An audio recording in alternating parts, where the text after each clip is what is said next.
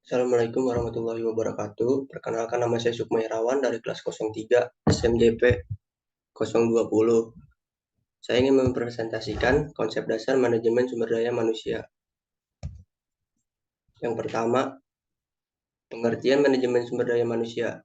Manajemen merupakan ilmu dan seni yang mengatur proses pemanfaatan sumber daya manusia dan sumber-sumber daya lainnya secara efektif dan efisien guna mencapai suatu tujuan tertentu.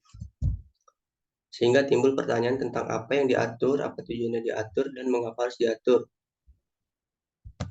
Siapa yang mengatur dan bagaimana cara mengaturnya. 1.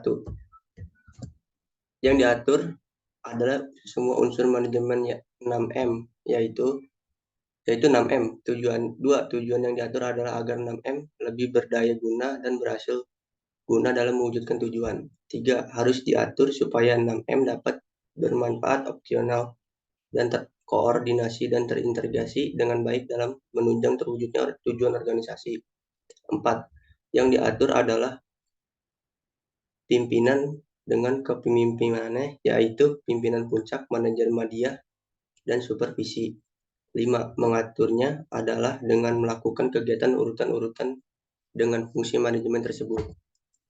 2. Tujuan manajemen sumber daya manusia. Tujuan MSDM menurut Kurzweil yaitu meliputi yang pertama, memberi pertimbangan manajemen dalam membuat kebijakan SDM untuk memastikan bahwa organisasi memiliki pekerja yang bermotivasi dan berkinerja tinggi, memiliki pekerja yang selalu siap mengatasi perubahan dan memenuhi kewajiban pekerjaan secara legal, mengimplementasikan dan menjaga semua kebijakan dan prosedur SDM yang memungkinkan organisasi mampu mencapai tujuannya, membantu dalam mengembangkan arah keseluruhan organisasi dan strategi khususnya yang berkaitan dengan implikasi SDM, memberi dukungan dan kondisi yang akan membantu manajer lini mencapai tujuannya, menangani berbagai krisis dan situasi sulit dalam hubungan antar pekerja untuk meyakini bahwa mereka tidak menghambat organisasi dalam mencapai tujuannya. 3. Fungsi manajemen sumber daya manusia. Yang pertama, fungsi lini manajer SDM menjalankan fungsi lini dengan mengarahkan kegiatan orang-orang di dalam departemennya sendiri dan dalam bidang-bidang jasa. Dengan kata lain, menggunakan wewenang yang dinyatakan secara tidak langsung. Karena manajer lini tahu bahwa manajer SDM sering memiliki akses ke manajemen puncak. Selanjutnya, fungsi koordinatif. Para manajer SDM juga berfungsi sebagai koordinator kegiatan personel, sebuah tugas yang sering diferensi sebagai kendali fungsional. Manajer dan departemen SDM bertindak sebagai tangan kanan dan eksekutif. Yang terakhir, fungsi jasa atau staf melayani dan membantu manajer lini dari jabatan manajer SDM. Planning merupakan sebuah proses menyusun suatu kerangka kerja yang objektif guna untuk mencapai tujuan yang ingin dicapai oleh perusahaan. Organizing adalah proses mengatur tim atau divisi, mengatur jadwal kerja, juga mengelompokkan tiap individu sesuai kelompoknya. Actuating mengimplementasikan rencana ke dalam bentuk aksi menjadi langkah penting untuk mencapai sukses dalam bisnis. Controlling merupakan aksi yang dilakukan untuk memastikan alur kerja bisnis berjalan sesuai rencana. 4. Kegiatan MSDM. Tujuan MSDM adalah untuk meningkatkan dukungan sumber daya manusia guna meningkatkan efektivitas organisasi dalam rangka mencapai tujuan. Dalam upaya mencapai tujuan suatu organisasi dan mengapa organisasi harus melakukannya berkaitan dengan kegiatan atau aktivitas manajemen sumber daya manusia.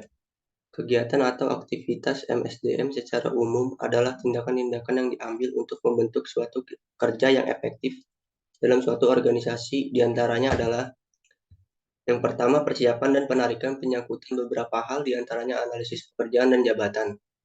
Analisis pekerjaan dan jabatan berfungsi untuk mengetahui tugas pekerjaan dan jabatan yang ada dalam organisasi serta persyaratan yang harus dimiliki oleh pegawai. Yang kedua, seleksi proses kegiatan penarikan untuk memperoleh para pelamar pekerjaan yang berkualitas dan dari sejumlah pelamar yang disaring melalui proses seleksi. Masing-masing menerapkan kebutuhan yang berbeda dalam perlakuan seleksi. Dan terakhir, pengembangan mengerjakan berbagai keterampilan baru kepada pegawai agar mereka dapat memenuhi kualitas dari pekerjaannya. Program pengembangan harus terus-menerus berkembang. 5. Ruang lingkup MSDM. Peranan MSDM mengatur program kepegawaian yang menyangkut masalah-masalah sebagai berikut. Yang pertama, menetapkan jumlah, kualitas, dan menempatkan tenaga kerja yang efektif sesuai dengan kebutuhan perusahaan berdasarkan job description, job specification, job requirement, dan job evaluation. Selanjutnya, menetapkan penerapan, seleksi, dan penempatan karyawan berdasarkan asas the right man in the right place and the right man in the right job. Bahkan untuk akhir-akhir ini, in the right man in the right time. Selanjutnya, menetapkan program kesejahteraan, pengembangan, promosi, dan pemberhentian.